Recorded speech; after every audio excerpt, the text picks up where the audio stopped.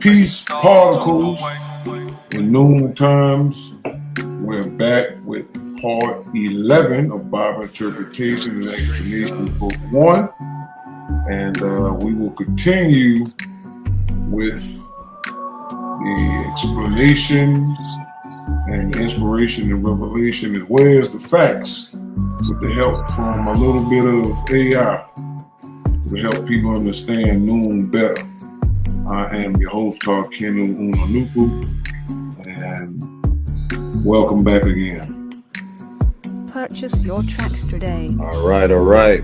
True peace, everybody. I am Bunu Nupu. And as Tarkinu said, these are, messages and teachings that are designed to help those who are seeking truth and spirituality, to help awaken from the spell of religion, as well as the spell of just everyday life as well. So we are just doing our part in educating those that may look to seek knowledge in general, as well as knowledge within Noon, which happens to be the science of all sciences and the science in science, which our great messenger Afro Unu, Ray Harakti, as well as Amanubi Ray Harakti, Nubi Ripu has laid down through his research and through his manifestations from Nupu. So we are just doing our job on a smaller scale to help to expand Noon as best as we can and show the correlation with the spells and as far as breaking the spells and helping those to see a little further. So here we are. Get ready for the show. True peace. I'm Nibu Ray Nupu. And I know tonight will be just as extravagant and extraordinary as their video before, to break down more science, deeper into the root of information that we were never privy to, as far as the Caucasian race and their teachings and so forth. Through all the deception, we know the spell will be broken. Purchase your tracks today. Indeed.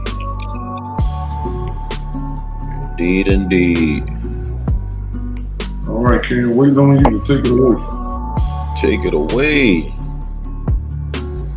Take it away. All right, let's get it crunk.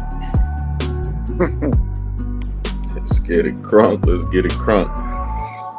All right. Where did we last leave off? Okay, right here. So I did remember last time, I think I answered this question in half, where we showed the sun god Ray Harakti, the type of power that he was wielding. Remember, we went into the ancient Egyptian text, the Temple of Edfu, where we saw the military campaign that he led to drive Adam and Eve out of Africa into the Great Green, known as the Aegean Islands. Okay? So now we're going to tap in to the other part of this question, which is the children that they started having, right, which were called Cain, right? And Cain is short for Caucasian. So I'm gonna just read the whole thing, and then we'll get into the answer. Okay, so here we go. The priest What were the results of Purchase breaking the your tracks commandments today. and the laws of the sun god? The priests and nuns called Adam and Eve were sent to the Aegean Islands between Asia and Europe, where they started having children. And each couple's firstborn child was an albino. And those albinos are called Cain in the Bible. And Cain is short for Caucasian. Adam and Eve had more children, and those born after Cain were called Abel. Abel was black like his and her parents, but of course East Indians have straight hair. The children called Cain grew up envying and hating the children called Abel, and as a result a conflict developed between the two groups, and Cain, aided by the moon god, killed Abel. The older people left alive demanded that Cain be sent away for his and her evil doings. Then the moon god, who beguiled Eve, appeared to the leader of the Cain group in a dream. Genesis the 4th chapter. Okay, so we're gonna tackle this particular question. I answered half of it, which was a pretty long, sent to the Aegean Islands. You see that? The priest called Adam and Eve was sent to the Aegean Islands, but we needed to get the backstory on how they were sent there. Okay, so we had the backstory and what was the results of them breaking those laws. Okay, so let me stop the screen sharing for a second because I gotta dive into something real quick before, because this thing got separated. It got separated, when I was doing my research on this. Okay, so yeah, I hope you all are really enjoying these shows and even doing your own research outside of these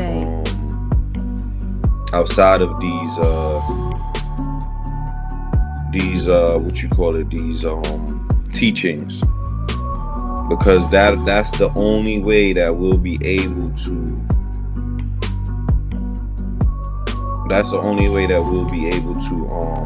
to reach a hold on. Okay, that's the only way we'll be able to reach this level of reasonability. Okay, so hold on, give me 1 second, y'all. Share screen again. Share screen. All right, there we go.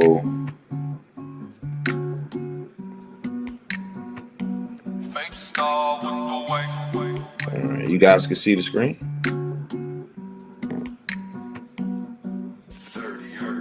Just want to know. Yeah, we can see it. All right, so this is part of the answer. So the answer that ChatGPT gave me before, that's a little further up, was that we can find some of these stories within the Manetho Josephus account, right? And though it has a whole different pharaoh at this particular point in time, this is the account. This is one of the accounts of where these particular priests started having these albino children. So I asked ChatGPT, where's the story and what does it say about the new peoples, Manetho Josephus traditions, impurities, priests, lepers expelled eastward, forming a new people? It says, excellent. Let's zoom in on the Manetho Josephus account and pull out exactly what it says. The source: Manetho was an Egyptian priest, 3rd century BCE, Ptolemaic period, who wrote an Egyptica, History of Egypt. The original is lost, but fragments survive in Josephus against Apion, 1st century CE, and later writers. In Book 1 of Against Apion, Josephus quotes Manetho's story and about a group of impure priests. This was Adam and Eve, and lepers expelled from Egypt. All right. So the story summarizes from Josephus against Apion 1. I guess this is chapter 1, 26 to 31. King Amenophis, which is Amenhotep, wanted to see the gods. His seer told him he must cleanse Egypt of impure people. The king gathered 80,000 lepers and polluted persons, many of them priests, unfit for their sacred duties. They were sent to live near the quarries of the Nile, suffering hard labor. Later, the king pitied them and allowed them to live in Avaris, a desert city near the delta. Though there they chose a leader, a priest named Asar Seth, sometimes identified with Moses. Sarseth bound them by oath, forbidding Egyptian religious practices and ordering them to eat impure animals. He allied with the Hyksos, earlier Asiatic invaders, right? So this story is actually a little bit later down the line, right? So this is not the original Adam and Eve, but the ChatGPT was pulling from this particular group of people that existed at that particular point in time. But what I really wanted us to hone in on was that there was no word for albino at that particular point in time. I can only pull up the word lepers, right? So lepers or leprous. Lepers means those that have deformed skin. Okay, so that's one of the main reasons why. So this is like one of the earliest accounts of people with deformed skin, lepers. And also a lot of ancient tribes, they would call them white or pale, and that's what we're about to see. But I really just pulled this out so that we can see that the ancient people called them lepers, but these aren't the original Adam and Eve group. Okay, we're gonna get to the Adam and Eve group right now. I'm gonna pull that up. Give me 1 second. Hold on, I gotta make this screen smaller.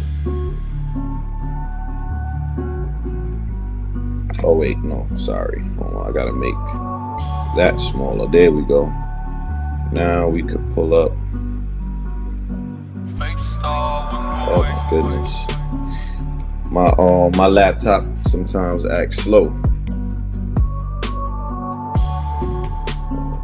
There we go. Continue conversation thread. All right.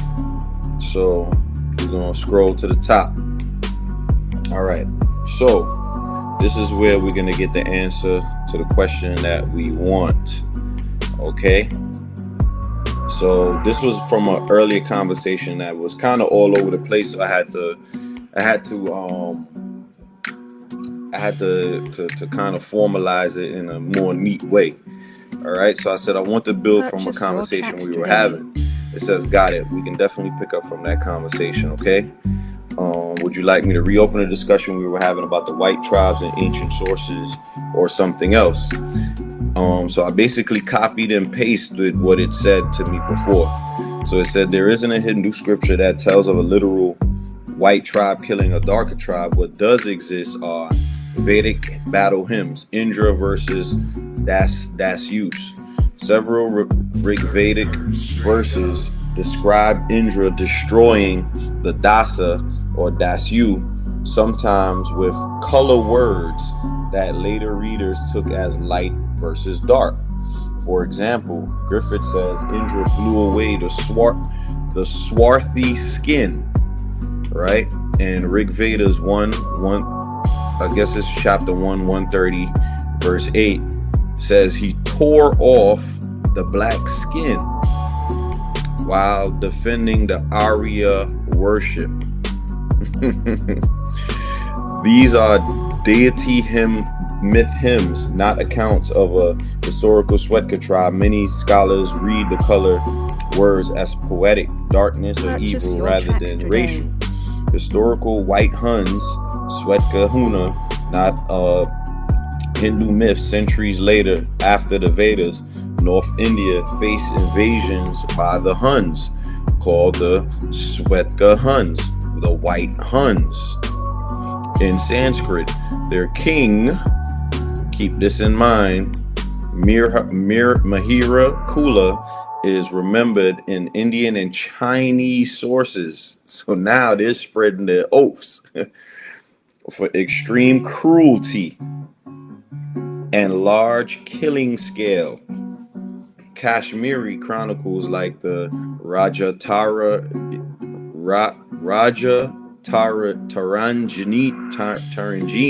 I guess, all right, Raja Taranjini portray him as a violent ruler. This is history recorded around Hindu India, not a Hindu scripture tribe story. Things often confused with a white tribe, but not a Swetka white island. In the Puranas is a sacred realm of Vishnu, not a Hindu tribe or a war tale. If you're looking for exact passages, Rig Veda 9:73-5, blowing away the swarthy skin which Indra hates. See, a lot of, you see, in this thing, they're saying that some of the what ChatGPT is saying that it wasn't really racial, but you could just tell from the words that it is racial. What to me is like, how do you say you're blowing away the swarthy skin which Indra hates, but it's not racial? It's not racial. That doesn't make sense. Then in one of the other lines it says he tore off the black skin. That to me is not symbolic. If you meant the historical white tribe conquering darker peoples in and around India, that best matches the Swetka Huna, the white Huns invasions. If you meant a scriptural light versus dark narrative, the closest are the Indra versus Dashu hymns above. Want me to pull the Rig Vedic verses or the lines about Mahira Kula? So basically, this was a copy and paste that I put there. So now it answers exactly. You've nailed the distinction. In scripture, the Rig Veda has the Indra hymns where the black skin or swarthy skin of the Dasa or Dasu is destroyed. These verses are usually understood as metaphorical, darkness or demonic qualities rather than a literal racial war. No text describes an actual Swetka white human tribe defeating and wiping out a darker tribe, but we will see how this is actually not true, because they actually do wipe them out. In history, post-Vedic, the Swetka Huna, the white Huns of the 5th and 6th century CE, invaded North India. Mahira Kula, their most infamous ruler, appears in the Raja Taranjini and Chinese records as exceptionally cruel. This is a record of mass slaughter. So how can you say this? No text describes an actual white human defeating and wiping out a darker tribe, and then in this instance say this is a record of mass slaughter. That makes entirely no sense by ChatGPT. So ChatGPT needs a spanking for that. But it's not in Hindu scripture. It is written in Sanskrit chronicles and foreign accounts. Things often confused. The Swetka white island was called the Sweta Vipa in the Puranas is a divine realm of Vishnu's devotees, not a human tribe. Later retellings sometimes blend the Vedic dark enemies with historical invasions, creating a tribe story that the Veda itself never had.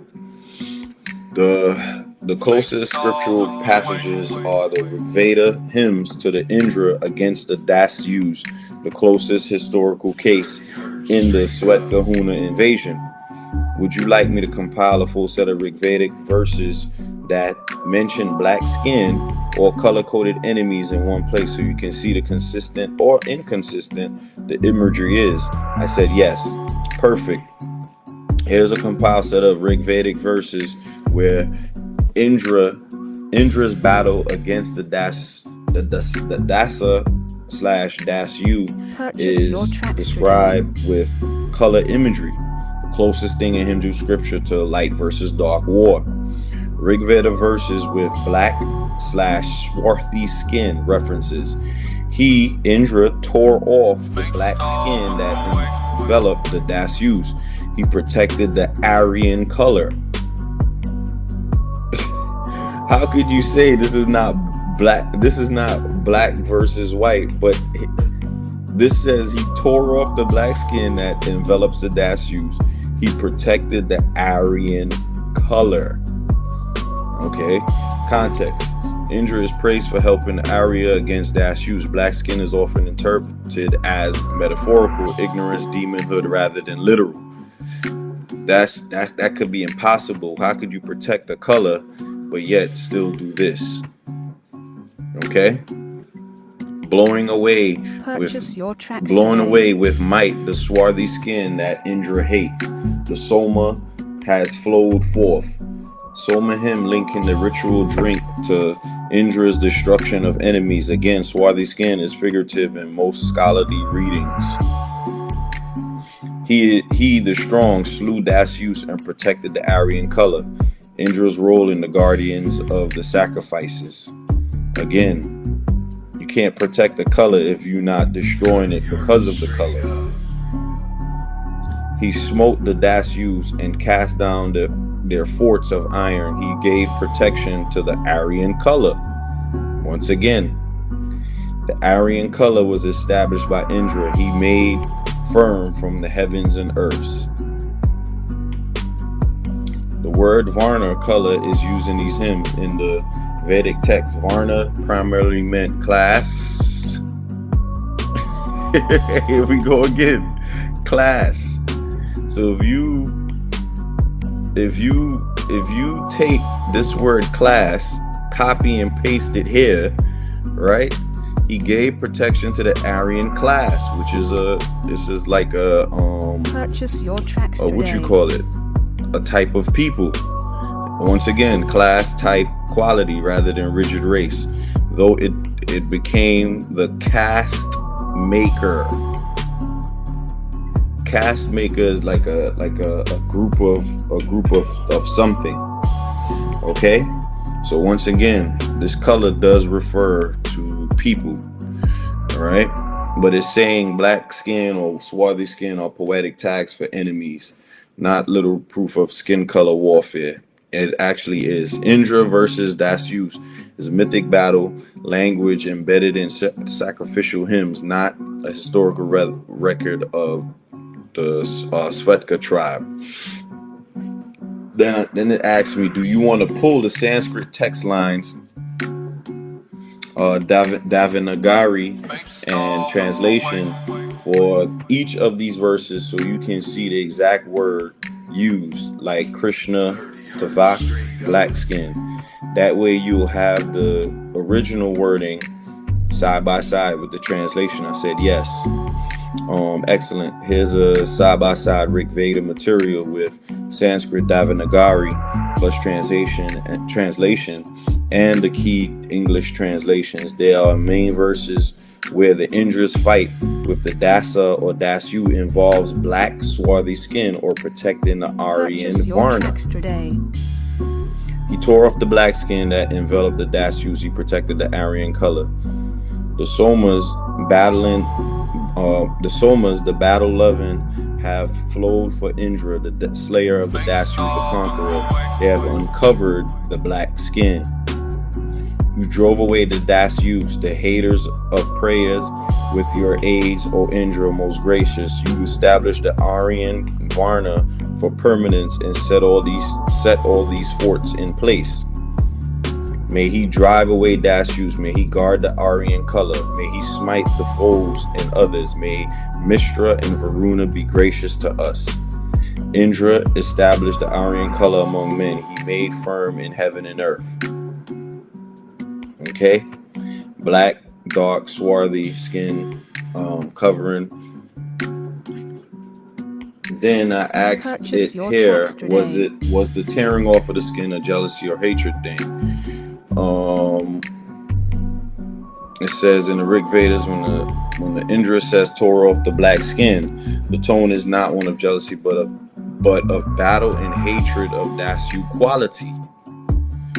Okay, so apparently they're saying that the Dasyus were like the impure people at that particular point in time. Okay, so we're gonna scroll down a little bit, and then we're gonna go. Then I said, okay, we're not gonna keep going back and forth about that. So I said I want to go a little bit deeper into the invasion and the war that took place, and how brutal it was. It says, got it. Now we're stepping into the mythic Rig Veda layer, into the historical invasions that later Hindu and Buddhist sources remembered as truly brutal. The figure that best matches your request is Swetka White Huns, and their king Mahira Kula in the 5th century CE. Let's go deep. Who is Swetka? They are the Central Asiatic nomadic confederation related to the Hephthalites,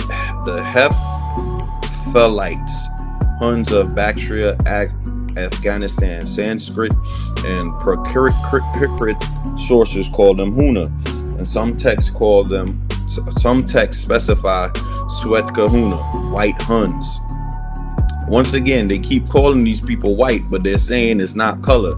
It's absolutely color. You're calling them white for a reason, because of their skin color. They crossed into North India around the 5th century CE. See, the thing is as well, a lot of these dates are also off because these stories are being told after the fact. They had original sources, and those sources were written after the fact, okay? After breaking through Persia and Gandhara, the invasion into India. Around 460 CE, the Huns began pressing into the Gupta Empire, which was in decline. By 520 CE, Mahirakula, son of Toramana, ruled a large swath of northwest India, including Kashmir. The Huns devastated cities, destroyed Buddhist monasteries, and disrupted the urban economy. How brutal was it? Mahirakula is remembered as a monster, cruel as death. He delighted in massacre day after day without cause. He slaughtered countless creatures. He is said to have killed all inhabitants of entire towns, even animals, out of sheer violence. So this is where we tying into the whole Cain killing Abel and wiping them out completely. Chinese records, the Buddhist pilgrim Shanzang writes that Mahirakula was a persecutor of Buddhism. He ordered the destruction of the stupas and monasteries and mass killing of monks. Banas Haras Karita described Mahirakula as a terrifying Hun overlord. He is associated with extreme cruelty, and his reign brought earth into darkness. War and counterattacks. The Gupta remnants and allied Indian kings resisted. This is where the people who were left had to push them out. Eventually, Yazdor Harman at Malawa defeated Mahirakula and drove the Huns out of central India. Mahirakula retreated to Kashmir, continued ruling harshly, and later died, but his name remained synonymous with brutality. Scale of atrocity. Unlike the poetic Rig Veda hymns, Here the sources converge on real massacres. Miracula is remembered as one of the most hated invaders in Indian memory, commemorable to Attila in Europe. In Buddhist memory, he is almost demonized as an enemy of the Dharma. Myth history overlap. Later retellings sometimes blended Indra mythical slaying of the black-skinned Dasyus with the historical white Huns. This created the sense of a white tribe invading, slaughtering, and being forced northward, outwards. Exactly the overlap you're tracing. So we can see now, right? This is what told me that this story was actually older than what it really was. Purchase your tracks Okay, today. so the story is actually older than what they're saying because of this, because there's an overlay. Okay, the Rig Veda gives us mythic battles where Indra stripped the black skin of impious enemies, not literal genocides. Swetkahuna invasions in India, however, were remembered as brutal wars where entire populations were massacred. Miracula is particularly became a symbol of cruelty, indiscriminate slaughter, destruction of monasteries, and terror that scarred Indian cultural memory for centuries. Would you like me to reconstruct the timeline of Miracula's campaign step by step, entry into India, conquest, atrocities, defeat, exile, so you get the full war narratives as if it were a flowing story? I said yes, perfect. Let me build a step-by-step war narrative of the Swetkahuna invasion under Mihirakula. The white Huns, remembered for their brutality, I'll weave into Indian chronicles, Chinese pilgrims, and modern reconstruction so it flows like a historical account. So here we go. Swetkahuna invasion, timeline, brutality, and war. The Huns, Hephthalites, were already storming Persia, Central Asia, and Kushum realms. In India, the Gupta Empire was beginning to fracture after the reign of Gupta. Into the weakness pressed the Swetkahuna, a branch of Huns identified in Sanskrit sources. The Huns pressed the Hindu Kush into Gandhara, modern Afghanistan, Pakistan, early razed the devastated towns and trade routes along the northwest frontier. They clashed with the Guptas. Skandagupta is remembered for temporarily repelling them. Tomarama, Mihirakula's father, established Hunnic power deep into India. Inscriptions show him ruling in Malwa, Rajasthan, breaking Gupta control. By the time of his death, Huns were entrenched across northwest and central India.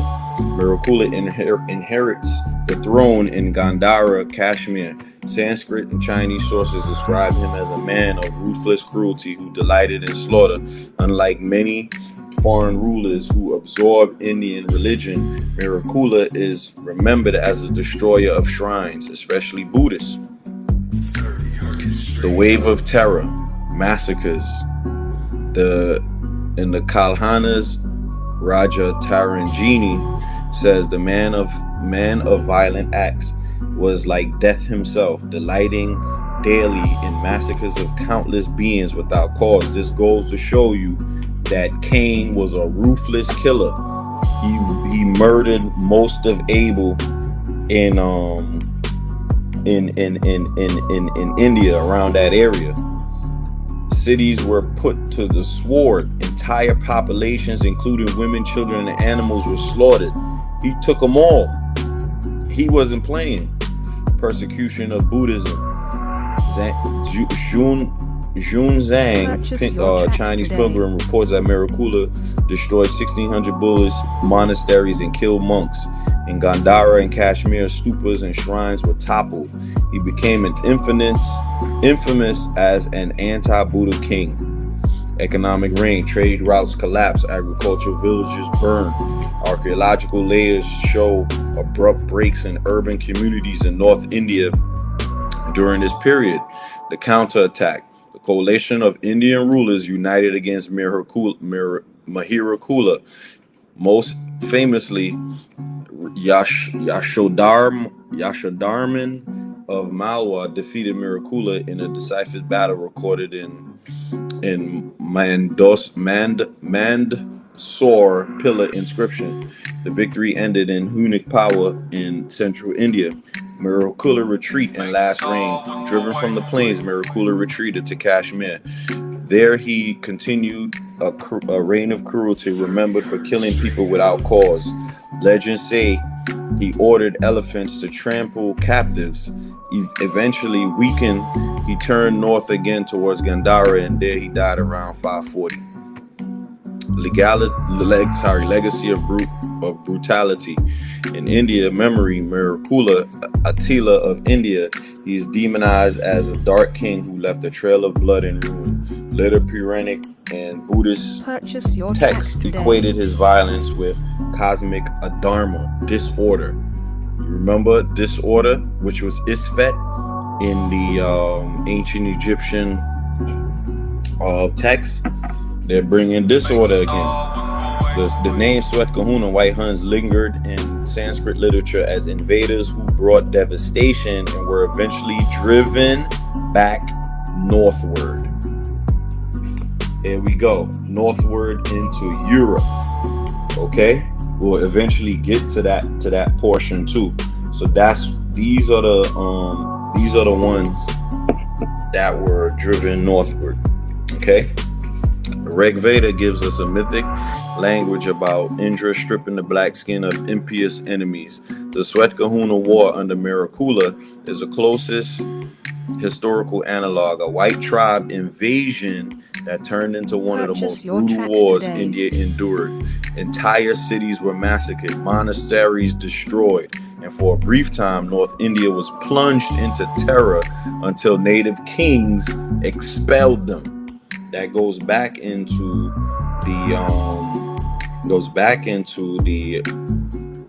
the mere fact that we were speaking about here, where Cain, the children called Cain, grew up envying and hating the children called Abel, and as a result, a conflict developed between the two groups. Cain, aided by the moon god, killed Abel. The older people left alive demanded that Cain be sent away for his and her evil doings, okay? So that's where we get that from. So we go back to this now. Sorry, I came off the screen for a second. But we're gonna go back. Oh, wait. Where is it?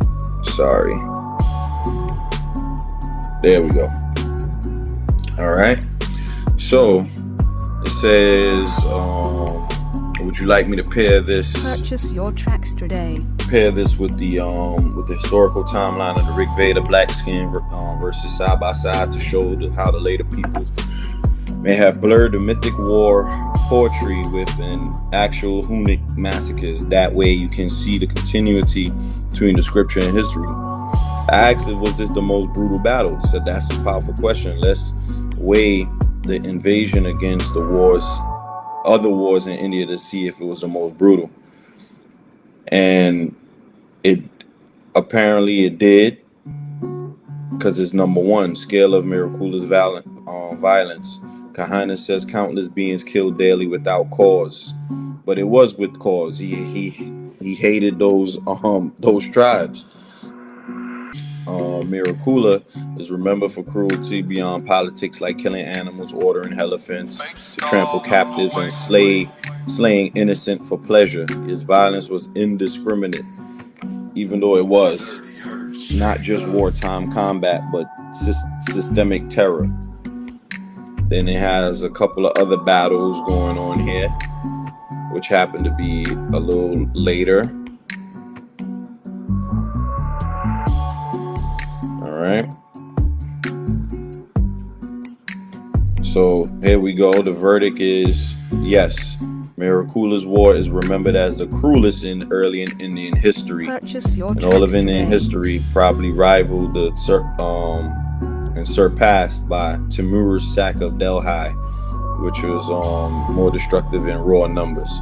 In terms of cruelty and cultural memory, Miracula's invasion holds a unique place as the darkest age between the fall of the Guptas and the rise of later Indian dynasties. Okay?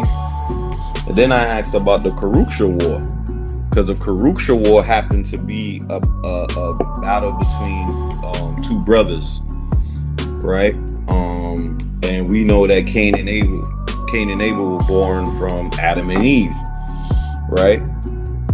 And they talk about the excellent point. The Kuruksha War of the Mahabharata is one of the most remembered battles in Indian tradition. Let's unpack it carefully, especially in light of your dark Purchase versus your light tracks angle. today. Kuruksha War Mahabharata epic. Who fought? Two sets of cousins, right? They were related. Pandavas, 5 brothers, sons of Pandu. The Kauravas, 100 sons of Dhritarashtra. Both were Kshatriya royals of the Kuru dynasty, not foreign tribes, but of one family split by rivalry. Was it dark versus light? The epic does not describe it in racial color terms like light versus dark. Pandavas are seen as aligned with Dharma, cosmic order and light. Kauravas are aligned with Adharma, chaos and darkness. So this could be another aspect to it as well. Poetic metaphors in later traditions sometimes treats it as forces, light versus darkness, but this is not moral. This is moral, not skin color. In contrast, Rig Veda's Krishna Tavak, black skin, the Mahabharata frames the struggle in ethical and cosmic realms, not pigmentation. Who won? After 18 days of battle, the Pandavas, light Dharma side, were victorious. The Kauravas, the Adharma side, were almost completely annihilated. Nearly all warriors died, leaving the land devastated. Yudhishthira, eldest Pandava, became king, but reluctantly, seeing the carnage as too costly. Scale of brutality. Text says millions of warriors gathered, exaggerated epic numbers. Almost all were slain. Only a handful survived on either side. Some scholars compare it to cultural memory to a mythic world war, the darkest war in Indian imagination. Symbolic parallels. Like Rig Veda hymns, it is framed as Dharma versus Adharma. Like the Punic War under Miracula, it ended in mass destruction, the dark side being crushed. But like Miracula's cruelty, the Mahabharata epic is mythic epic, teaching about cosmic fate, cosmic justice, fate, and the burden of war. The Kuruksha War, the Kurukshetra War, was not described as dark skin versus light skinned people. Instead, it is cosmic moral war. Darkness, Adharma, versus light, Dharma. The lighter Dharma side, Pandavas, did indeed win, but at such cost that it felt like no one truly won. Would you like me to set up a side-by-side comparison? Then I said, were these sides described genetically, and was the side who won asked to leave to go to Europe? This is a sharp question because it blends the epic memory Mahabharata with the later historical migrations of Swet Kahuna, Indo-Aryans, etc. Let me break it into parts so it's clear. Were the Kuruksha sides described genetically? No, not in the sense of race or biology. Both of the Pandavas and the Kauravas were of the same royal Kuru lineage. They are cousins, descendants of Bharata, part of the same Indo-Aryan elite culture. This does not distinguish them by skin color, genetics, or tribe. Instead, Mahabharata frames the difference as moral. Dharma versus Adharma, not genetic or racial. Then the next one was, were they asked to leave to go to Europe? In the Mahabharata, no. After the Pandavas one day ruled Hispaniola, then later renounced the throne and went to the Himalayas. There's no story in the epic of the winners being exiled to Europe. In history, however, some invasions and migrations did involve groups moving northwest out of India into Central Asia and further west. For example, Indo-Aryan migrations 2000 to 1500 BC flowed into India, Central Asia, and some branches went westward into Europe. Okay, Swet Kahuna, 5th to 6th century CE, came into India. After being defeated, many were pushed back towards Central Asia. From there, related groups linked with the Huns in Europe. So while the Mahabharata does not have such a migration story, later historical invasions like the Huns did connect India, Central Asia, and Europe. Okay? Purchase your tracks today. They did have some migrations into Europe, but there wasn't enough evidence to really link them as far as white versus black, or darker versus lighter in that sense. Not like the Swet Kahuna, because the Swet Kahuna literally named a white tribe. Okay, why the confusion sometimes happens. Vedic hymn speaks of light Arya versus dark Dasyu. Later readers took as racial. Mahabharata, cosmic light versus dark, no genetics. History, white Huns, Swet Kahuna, invaded brutally, were expelled, and did move northwest again. Later traditions sometimes blurred myth and history, making it sound like a white tribe defeated the dark tribes in India, then went to Europe. Bottom line, Kuruksha war, not genetic, not racial. Dharma versus Adharma among one royal family. Winners stayed in India. Swet Kahuna, historical, brutal, white tribe defeated, but then pushed northward, some toward Europe. Indo-Aryan migrations, pre-Vedic. Ancient languages, branches that spread both westward Europe and southward India. Okay? And then I said, okay. Purchase your tracks wait. today. Do you want me to trace where in the Indian text we do see the banished north? For example, Puranic geography, enemies being sent to Yatartha, the northern route. So you could. I should have said yes, but I said okay. Let's tap into the spirituality of Swetka and Siva. Could you give us a breakdown and some of their symbols? How did it spread to Europe? Then it said, this is a very rich thread.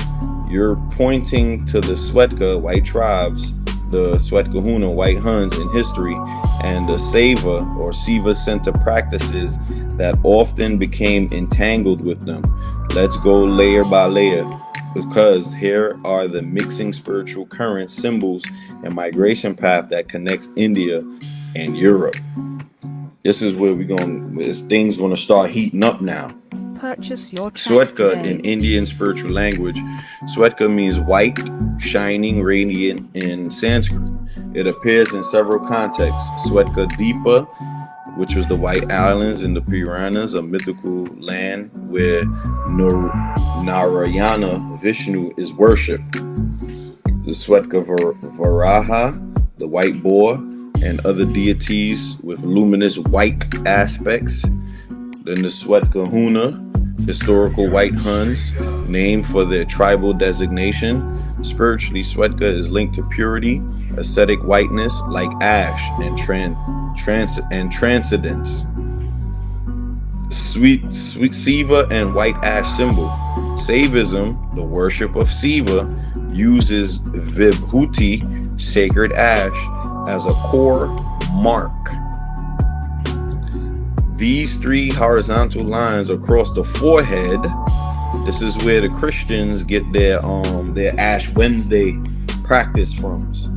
You see this right here? This is a moon worship practice. putting this white ash across the head. Okay, across the forehead.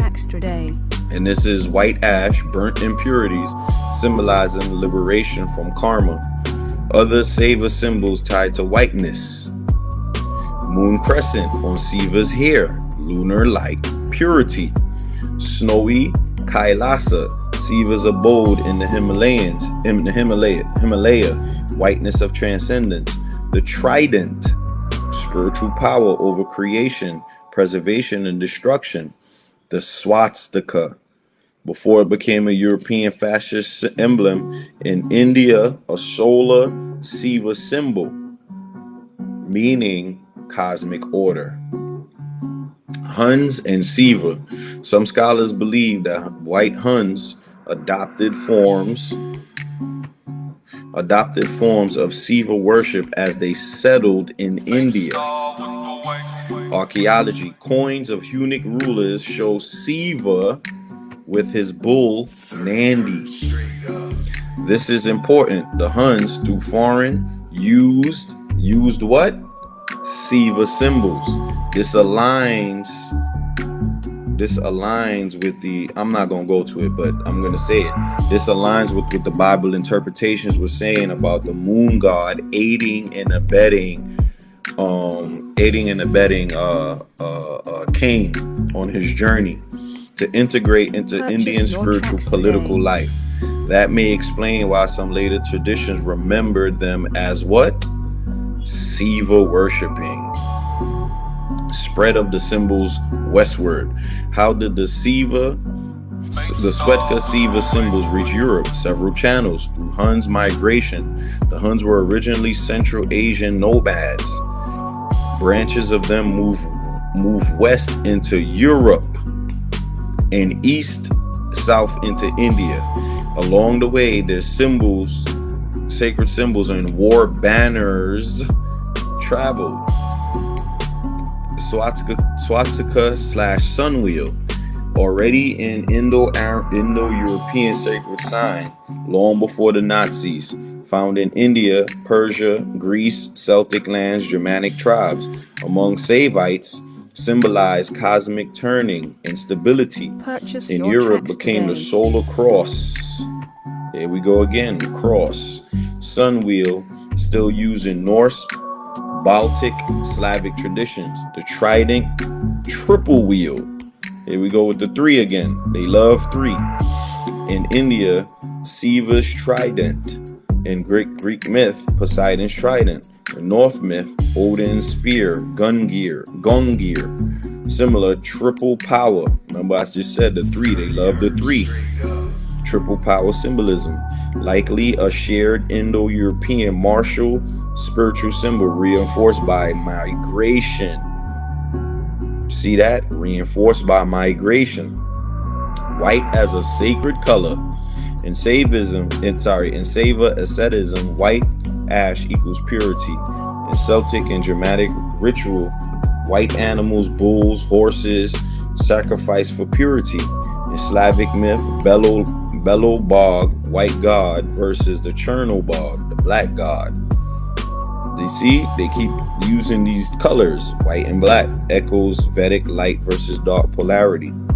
But yet they would color these things white and color them black. Purchase your tracks today. Spiritual current from Siva to Europe. The Huns carried Siva coins, trident, and bull symbols into their territories. Remember when in the Bible interpretations it said that the moon god gave them things to protect them. So as they were moving, they carried these coins, the trident and bull symbols into the territory. Indo-European kingship already linked India with European tribes, linguistic and spiritual archetypes. The Swetka spiritual archetype of purity, destructive power, and cosmic rebirth carried into Europe. Sun wheels and swastikas among Celtics and Germanics, trident/triadic weapons in Greek and North myth, and white versus black gods in Slavic dualism. Summary: Swetka, white, pure, radiant, used both spiritually Swetka Deepa and Swetka Ash, and historically Swetka Huna. The white Hunas in India embrace Saiva symbols. They go to moon worship again. Trident, bull, and sacred ash. As Hunnic and Indo-European tribes moved into Europe, these symbols spread and transformed. Swastika to the sun wheel across Europe. Trident, Poseidon, Odin's spear. White versus black, Slavic gods of light, dark. The Swetka plus Siva currents became part of the wider Eurasian sacred vocabulary. Would you like me to make a symbol map? Said yes, right? So this is the fusion map.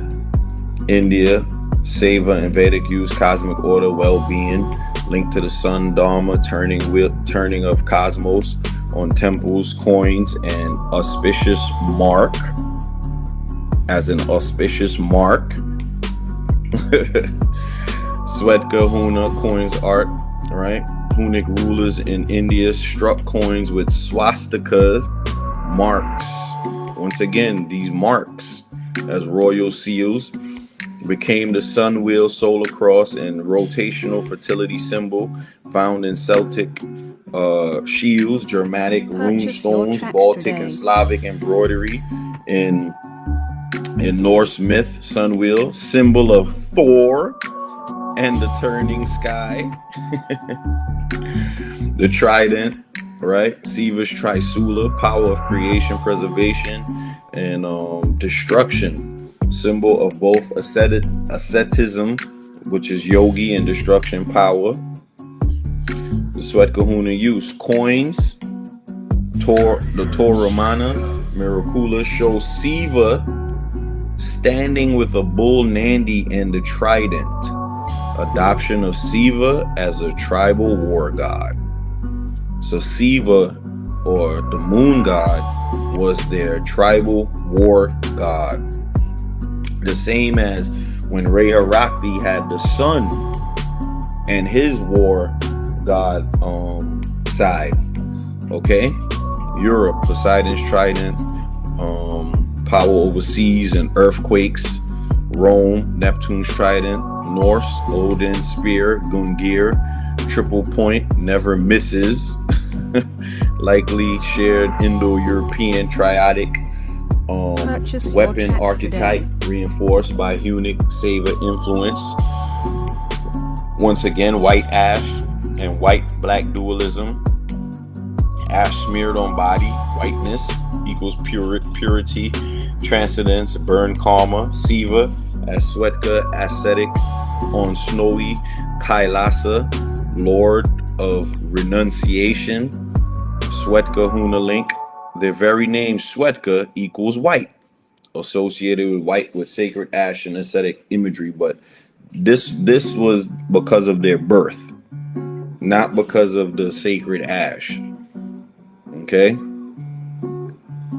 So once again, the bull, Nandi, sacred bull, which is the bull. Nandi equals Siva's mount. I've seen this a couple of times too, with Siva sitting on that bull. Fertility, strength, dharma, protector, common, temple guardian. Swetka Huna coins, Miracula's coins. Siva standing on with bull.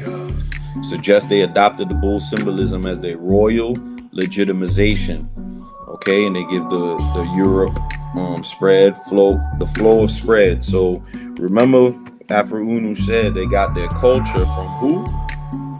From their mothers and fathers, and they adopted those things in their coins and their cults. Okay, and then it morphed and it went into Europe. Purchase okay, your tracks today. Here we go. Swatka, the trident, the white ash, and the bull Nandi. Okay, I said, did their symbol morph into the Christian cross over time? That's a profound question. And yes, there's a traceable symbolic evolution from the Indo-European swastika, sun wheel, trident motifs into later Christian crosses. Though it wasn't a straight one-to-one, let me break it down clearly. The swastika, sun wheel, solar cross. All right. So in India, the swastika, well-being, cosmic order, often linked to the sun, and the four directions used on temples, coins, and household rites. Among the Huns and the Indo-Europeans, the Huns minted coins with swastikas as symbols of power. In Europe, the Indo-European tribes already had sun wheel symbols, the Celtic, Germanic, and Slavic. In Europe, the sun wheel with the cross and the solar cross inside the circle were common. This was basically a swastika amplified into four-armed cross of the seasons/directions. So the solar cross, a key pagan emblem, is the direct bridge between the swastika and the Christian cross. The trident in cross form. Shiva's Trisula, trident, symbol of power and divinity, divine authority. In Central Asia and Europe, triple-pronged or four-armed weapons/banners became tribal insignia. In Christianity, some early crosses had fork or trident-like shape. You see that? In Christianity, some crosses had trident-like shapes. White cross, tau cross, which echo this lineage in weapon authority symbols. So they use these as weapons. All right, and it morphed from the trident, which came from from India. The Christian cross as a convergence. The Christian cross begins as a Roman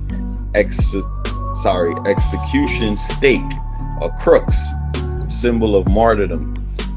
But when Christianity spread in Europe, the form of the cross overlapped with the older solar pagan symbols. So the Celtic cross, with the cross in a circle, is a direct survival of the solar wheel.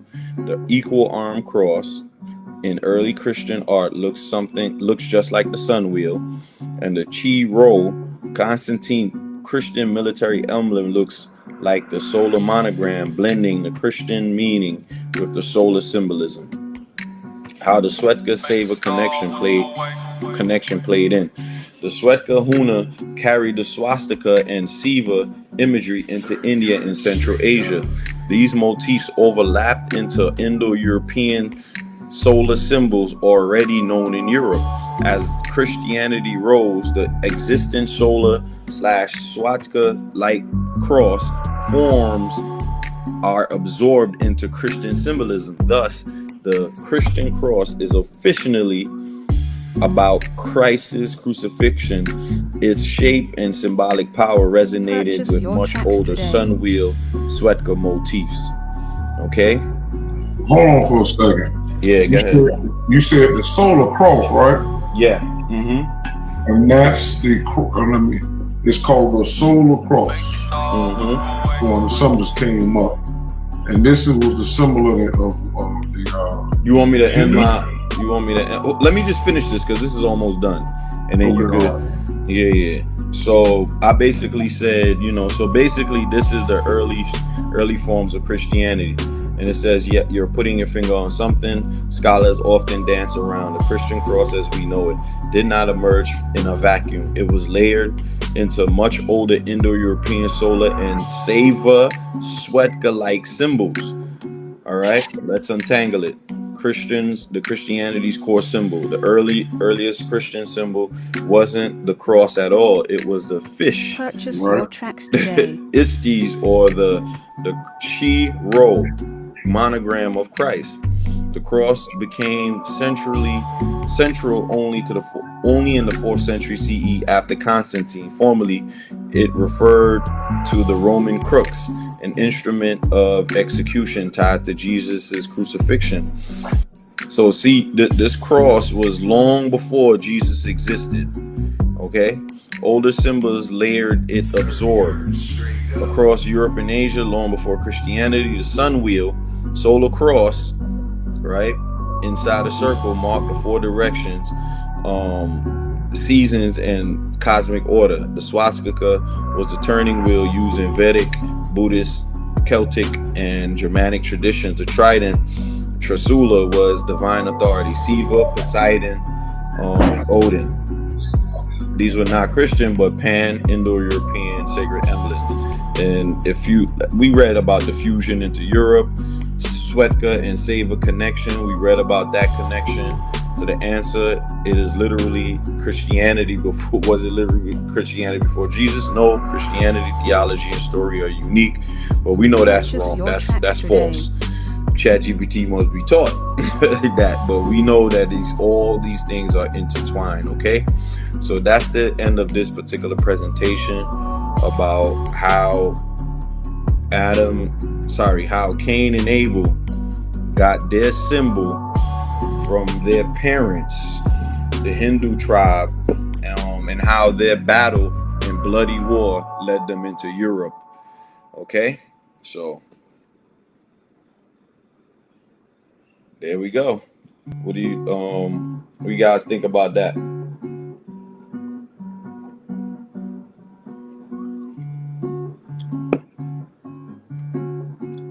Go ahead, nigga. I can wait. Yeah, because I think he about to do a presentation on that sun wheel thing. Yeah, but I want him to go here real quick. I'm doing something. Go ahead, nigga. Okay, well, yeah, that was another powerful display, especially with the breakdown of who it was as far as bringing about the racism.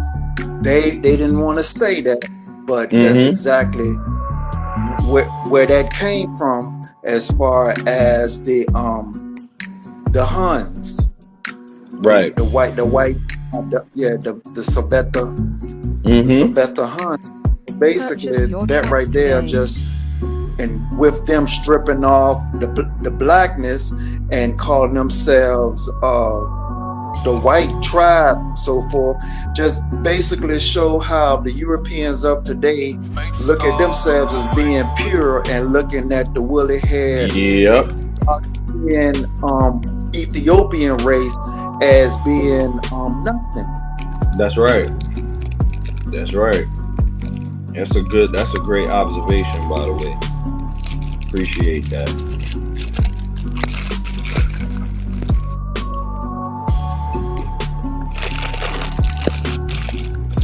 Yeah, Ken, it's on you. Okay, yeah, because I just thought of something when you was talking about the solar wheel and the solar cross, and purchase your tracks today. I just tried to do a little bit of, just in my mind, I just remembered. I'm gonna just look at something real quick. But these are different forms of the solar cross.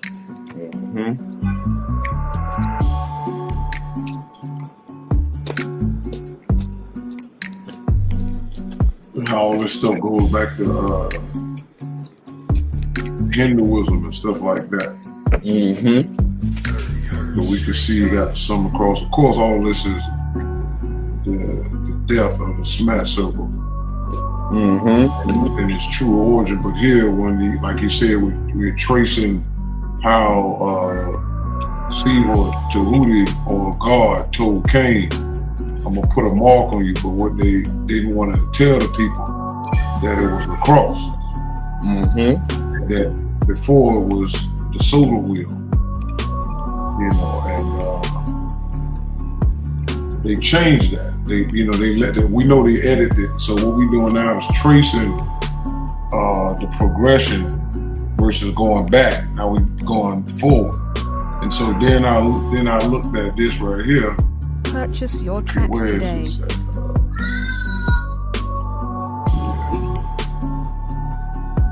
All this stuff goes back to what we was talking about before.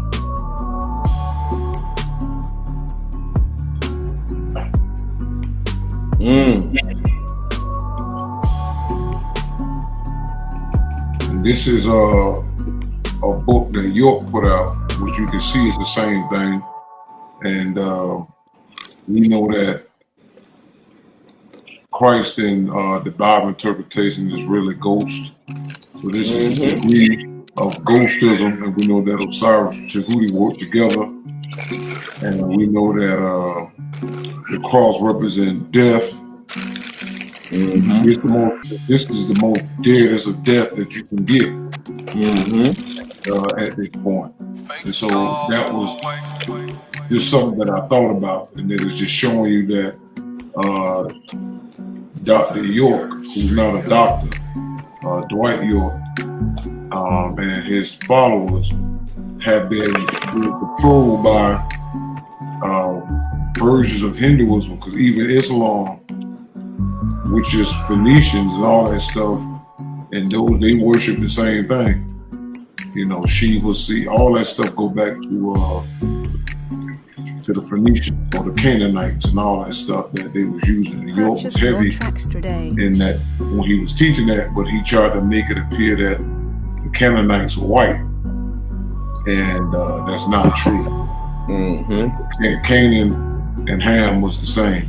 So that they were black Arabs with straight hair, not Africans. So then I just started doing some more other research because I wanted to. Let me see here.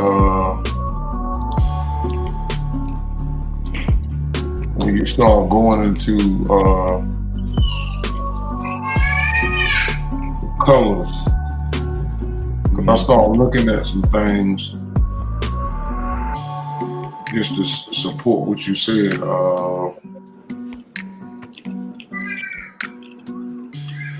Where was it? Like here. Purchase your tracks today. I got a couple of windows open, so just give me a second. Which one? Word? Okay, look for Word. That's not the one. Okay, yeah, it was Word. All right, so when you get here, you can see that? Yeah, I can see it. All right, so what the listening audience need to do, they have to look up Black Dravidians. And it talks about the Aryans were the ones that called themselves the whites was calling themselves Aryan. So that's the Cain was the Dravidians, and the Abel's the Dravidians and Cain was the Aryans. And then they saw other names they was using. I think it was called the Harappa. And then I think I looked up what skin color was the Harappa. And it says over at Brown Punt Exact, Latif brings up the point that the Indian bias for light skin may date back to the Aryans. See right here, the Aryans. And it does seem to be that a bias manifests in the earliest text, but as some not able to read the original language, I can ascertain the arguments as the import of these passages only at a removed second and third hand. Some scholars have suggested that the radical interpretation or the treatment of the interaction between the Aryans and the natives of India are just a look at the past through the lens of the present. And they argue that the color terms of the Vedas are metaphors. On the contrary, these are others who seem to be arguing for more straightforward and literal reading of the source text. As a non-philologist, there's little I can add, but I didn't dismiss that those who argue for metaphorical reading, because I know that the literature in the area of biblical scholarship, that straightforward and literal readings are quite often deceptive and require their own interpretation. So he goes on, let me see, to be frank, the information being uncovered by Zach and others make me think that there was a racial aspect to these conflicts, that the little reading has some truth. The tribal folk of India are genetically distinct from the caste population, especially the highest caste. Through all South Asians are a mix to varying degrees of an exogenous West Indian element and a South Eurasian indigenous component. The non-Austroasiatic tribal population is a relatively simple combination. and since the arrival of the ancestral North Indians and these hybridization event with the ancestral South Indian localized language and older Hindu scripture may then be conceived of as a conflict between the latest arrivals and the older long established groups was a stabilizing ANIASI compound. So then I started, let me see. So then I kept going, and then I found this. And I'm gonna get the other ones too, but let me get to this here. I was in there. Where is that thing? Okay, here we go.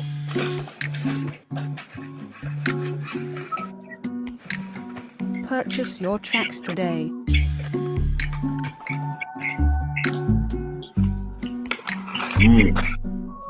All right, so this one here, I disagree with this particular person because we know what the nature book stated. So it says, even though Africans was in India since time immemorial, this wasn't the case. It said, according to Dr. V. Namali, the roots of the Indian Hindu caste system lie in the discrimination against the Black Dravidian people of ancient India after the Aryan conquest. So we already know these are the Cain group. In this valley civilization, also called the Mohenjo-Daro and the Harappa or the Harappan civilization. See, this how you know this person here doesn't really know, because they use words like this. When you start off according to, and then they suggest, it's not really sure. They suggest that the Harappan civilization was created by Black people from African kingdom to ancient Ethiopia, dating back possibly, but look at the time frame. But we already talking about 6,063 years ago, so that ain't far off, right? Called the Dravidians. These Black Dravidians of ancient India created a highly advanced civilization in the Indus Valley region, which included agriculture, building, and sanitation systems. The origins of the caste system against the Black Dravidians in ancient India. The ancient Black Dravidian civilization of the Africans of ancient India, which is not true, was very productive, abundant, and peaceful. However, from about 5,000 BC, remember, Cain group was kicked out of the Mediterranean. See the way right here. This group from what? The Mediterranean started coming into the region of Harappa and Mohenjo-Daro in the area around modern-day Pakistan. Remember, the first 1,000 years, they King Ahmadu Rahim put them over there through the Great Green. They put up a irrigation bed. Right? Now it says around 5,000 BC. Now watch this.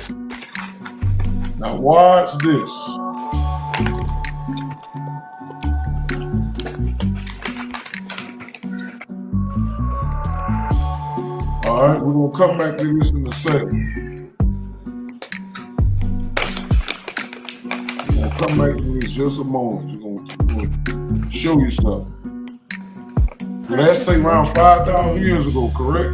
Now watch this. Tell me when you see this. Yep. All right, this come out the Bible Interpretation, Booklet 1, letter E.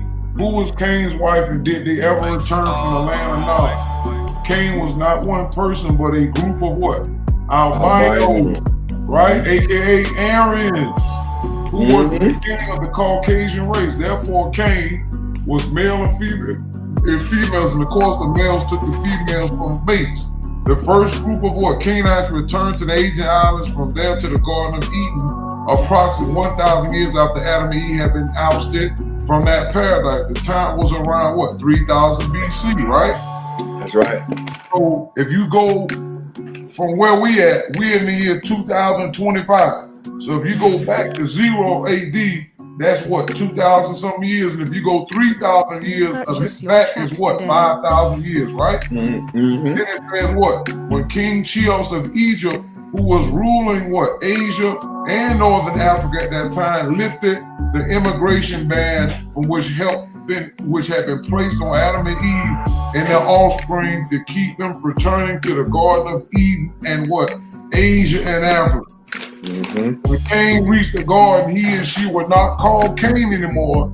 They were called Seth, the same as Egyptian Seth, which means serpent in the Bible. So what we need to do here, all right,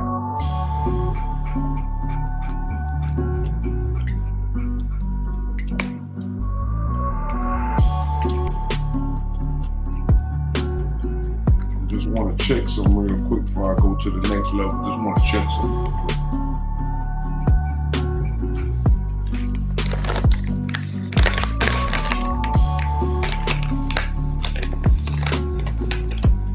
Trying to see, all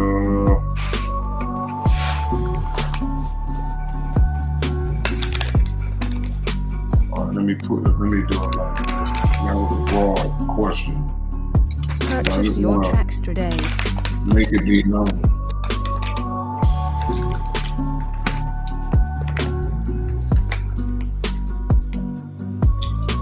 I can't. It's not pulling for what I want. But I wanted to know what Seth, well, who was Seth was in the Hindu deities. Hold on, let me see if it's gonna pull it up. Shop Hindu Seth. But they said Seth is not recognized. But look at what it said. Cause I just leave this is good enough right here. We're gonna come back. All right, this right here. Look what it said. This is what chat said.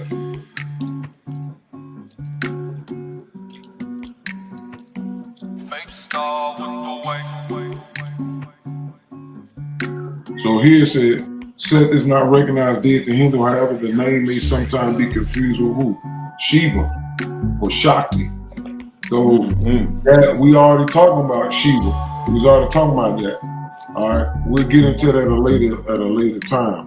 But I just wanted to throw that in there. So we're gonna go back to the Black Dravidians, because we know that this is showing you the result of the Egyptian pharaoh, Ethiopian pharaoh Khufu or Cheops.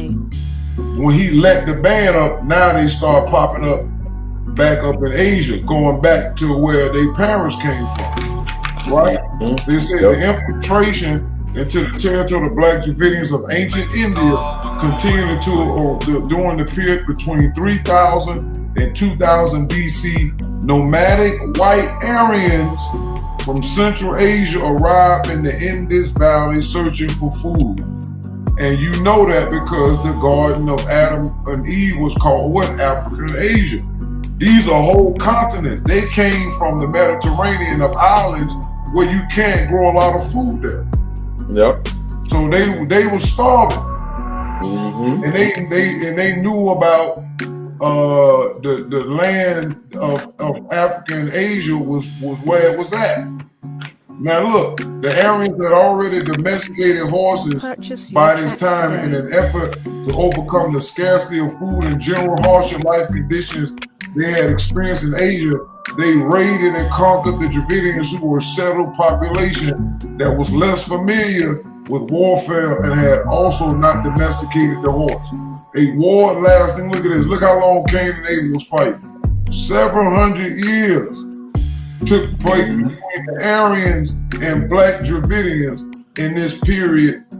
Intermarriage between the Aryans and Black Dravidians also occurred. Again, this is another reason why they call themselves Caucasian, because they are from the Indian. All right, the Hindu, the Dravidian. After the Aryans, which is Cain, or the Caucasians, conquered the Black Dravidians, Hindus, they started dividing the mixed population. Here we go, different groups, with the highest group being the purest what? White. Followed by 4 other lower groups, each classified in according with how close white their skin tone was. Positions, jobs, and trades, which they do this in America to this day, thus organized according to what? Skin color, with the purest color white having access to the highest positions right down to the last rank, reserved for those with the darkest skin tone who were the Black Dravidians. Now look at this. The case of ancient Indian, according to skin tone, discriminating against the Black Dravidians. Look at this. The Aryans also probably wrote the ancient Vedas scriptures in Sanskrit. These Vedas are the source for the rituals and teachings of the priests of the Vedic religion created by the what? Aryans. That's why you see in the scriptures that say white means pure.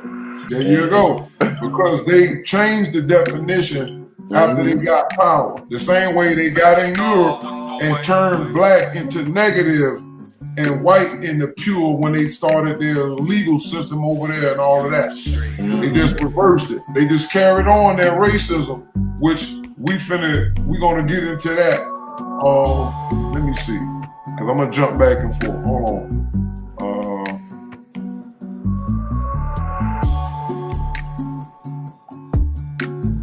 Okay, hold on.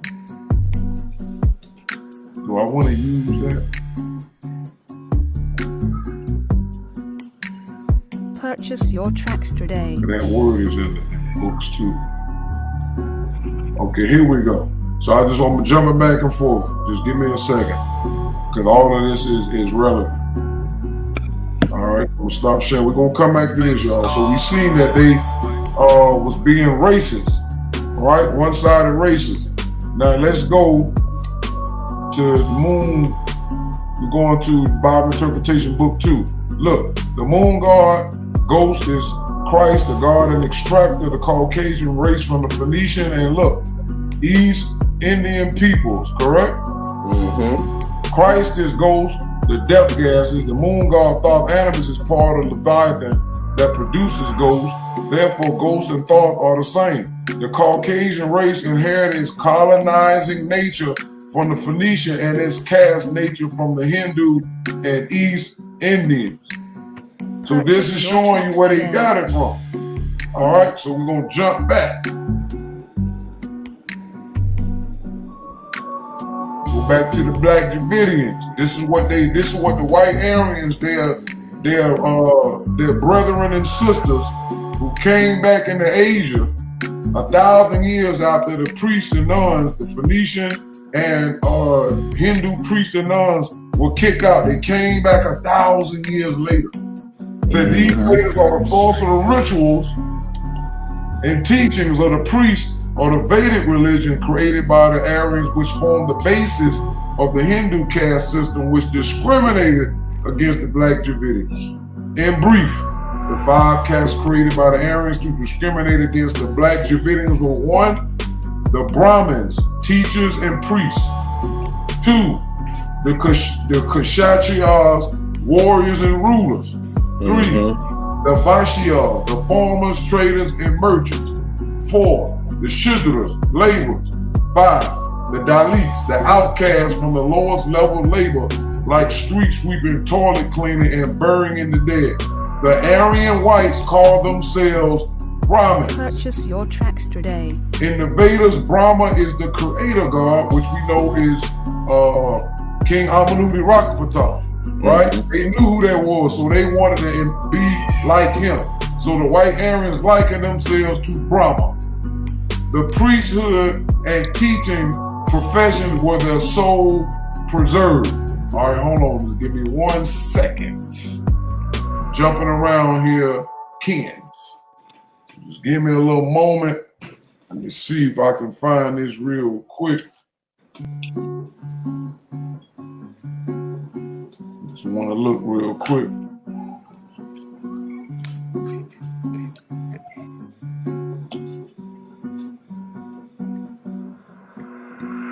Let's see. All right, so we're gonna jump back in here and look at these 3 little joints. 30 hertz straight up. All right, y'all see that? All right, so this is the Bible Interpretation Explanation Book 1, letter J. Who was Melchizedek? Abraham, Isaac, and Jacob. Melchizedek was the incarnation of the Most High God of the Phoenicians, called Elyon. Therefore, Melchizedek was a Phoenician. As stated earlier in this book, the Phoenicians were a branch of the Hindu people. Abraham, Isaac, and Jacob were another way of saying Brahma, Vishnu, and Shiva of the Hindu. All right, so this is not the one that I want y'all to see, but I'm just laying the foundation that all this stuff is in our writings. Now he says here, listen to reason, help the reader and listener to the reader of this book better understand what the writer means when he states that there are many gods, but only one supreme being. He will identify the chief gods who are the rulers in the bottom half of the semester of the quarter. The time of circular changes in all existence, where all persons, places, and things are existing right now at the time of this writing. Who people call Allah today is who? The sun god, right? So we know who the sun god was 6,000 years ago, correct? That's what we talking about. Amenubi, we talking about Ray Harakti, Horus, Tara Harakti. Look at this. Known in ancient times by acronyms like the biblical Eli or the Caucasian New Testament Bible, the word Eli is short for Elyon and Helios. And we know that Helios means sun. That's another way of saying Heru or Horus. The letters I and Y are interchangeable with each other, meaning one can take the place of the other. In ancient times, Allah was also known by names like Shamash. Shamash is the sun god of the Samaritans, right, and the Akkadians. And again, Eli, chief god of the Phoenicians. Baal, Marduk, look, Ra, Ray, Amin Ra, Dambaline, look, Rama. See, so this is showing y'all that we was always being worshipped. This is just showing you that the Caucasian is following suit. All right, I'm gonna stop that. We're gonna jump back to this article and finish it on up. The next 4 levels down to the last level of 5 of the Dalits or outcasts were all assigned occupations according to how close to Aryan white their skin tone was, with the darkest black Dravidians placed at the bottom. So now, once they came here and took over America, the Ethiopian African, us, Woollyhead, were now replaced. We were placed in a position that the Aryans had in ancient India. They did it to us now. So we're at the bottom in America. All right?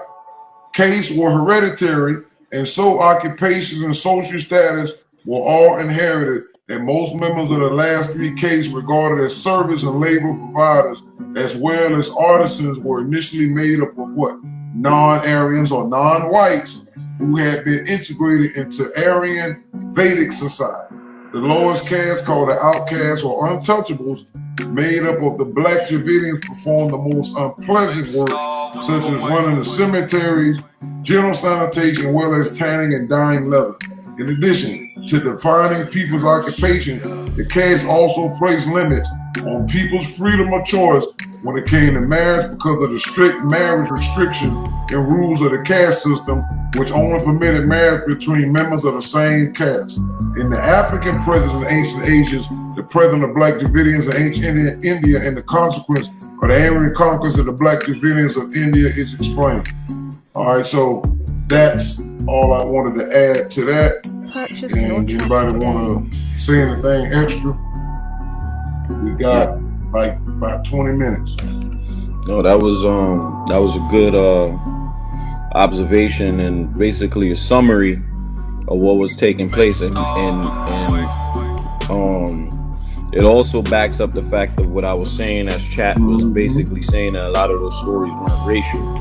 They were absolutely racial. You understand? They only worded it in a certain kind of way so it wouldn't seem racial, because white is right and light is right. And dark is demon and dark, and so why are you coloring? It's the same way. Like if you ever look at Shiva is white on a white bull, and this, that, and the third, and the evil ones are dark with black skin and stuff like that. So it was a racial epithet taking place at that Mhm. particular point in time. So Purchase your tracks today. even ChatGPT is under the spell. So we gotta break the spell from ChatGPT too. So, but we on the right path. You know what I'm saying? Because you know there's people gonna come along and be like, "Well, ChatGPT said you was wrong." We never said that everything that ChatGPT produces is correct. What we're using ChatGPT for is to bring the sources to the forefront. It's very easy for us to peruse through the sources when you have ChatGPT because it moves lightning quick, as opposed to me going to the bookshelf and having to pull those things out of the bookshelf. So that's the reason, again, why I'm mentioning that we use ChatGPT only to pull from the sources. And even sometimes you got to be careful with the sources that it pull and double check as well. So that's just my take on it. But yeah, the information that you just brought forth was amazing. Though I didn't mention Dravidians or anything like that, we know that there's different names for different tribes. But once we understand the color scheme that goes Purchase with your it, tracks today. then we like, okay, this is where it come from. And like I said, you backed up the fact that they started altering even those texts, the Vedic texts and things like that. So here we go. Here we go. So yeah, that was beautiful. That was amazing. So thank you for the backup on that. Yeah. What you think?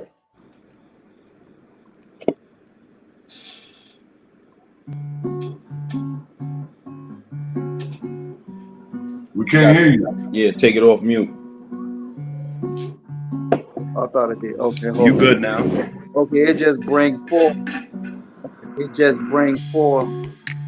to the forefront as far as how Leviathan worked and came about from their creation, and how everything is being played out right before our eyes.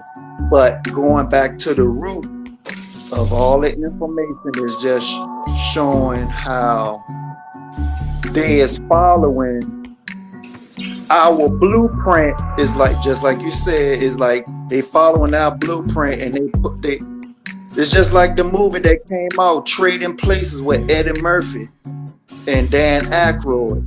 That's what they did. They did a switcheroo on today.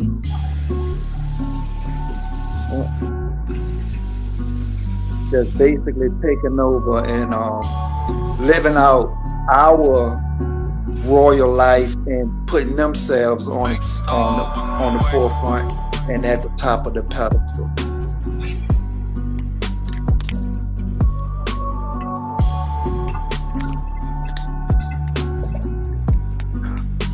I think we pull another one, like you said. You wanted to keep it under, but we had an hour and 36 minutes. I think that was awesome. That was awesome. Yeah, that was great. Yeah, I think we pulled out the fact, we're getting to the point where things are moving a little faster now, where we're showing where that cross comes from, where soon things are gonna be moving lightning speed, because we done tied everything down. We're bringing things up to date and really doing what we're supposed to do as far as Noonie Boos and bringing forth the information and things of that nature. And it's beautiful because even with the jumping around, we can now tap back into what it is that we brought up before. So yeah, I hope you all enjoyed the show this evening. The fact of showing the origin. This is like a origin class of the Caucasian. Even there's only elite Caucasians know. And what I mean by elite, meaning those that hide the information from the world. Only they know, right? And they are just upholding their legacy. Like in the beginning when I put that god Indra in there, In Indra, that god Indra is there to protect the Aryan color. Remember, I was showing you in the text, it says that Indra is there to protect Aryan color. You understand what I'm saying? So they're using their god to protect their color because they know they were born of deformity. So they have to protect it. They have to, create diversions and things like that. You think they want to be known in the world as a deformity? Then that would take away almost all their power that they have right now, because people will look at them and not respect them in that kind of way. All right, so thank you again for listening in, and yeah, we'll be prepared for another one. I don't know if it'll be tomorrow, but we'll see.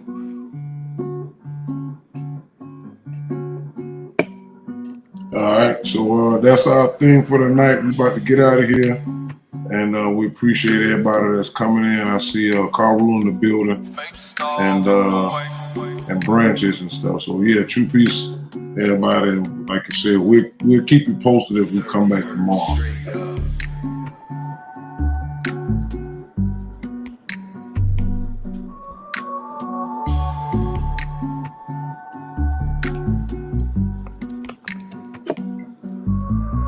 Go ahead, Nibu, take it up. Yeah, most definitely. That was a great bill and display of information that have been brought forth. Enjoyed information as much as I have, and look forward to more exciting information that will be coming out.